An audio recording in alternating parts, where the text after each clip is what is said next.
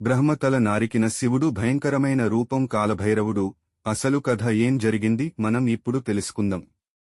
కాళభైరవుని జననం. ఒకసారి బ్రహ్మ మరియు విష్ణువు మధ్య ఈ సృష్టిలో ఎవరు శ్రేష్ఠుడు అనే విషయంలో గొప్ప వాదన జరిగింది.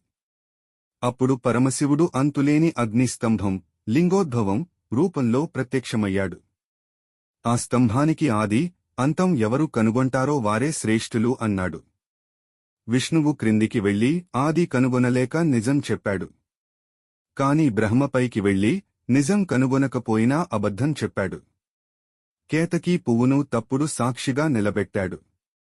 ఈ అహంకారం మరియు అసత్యం శివుడిని తీవ్రంగా కోపగించాయి.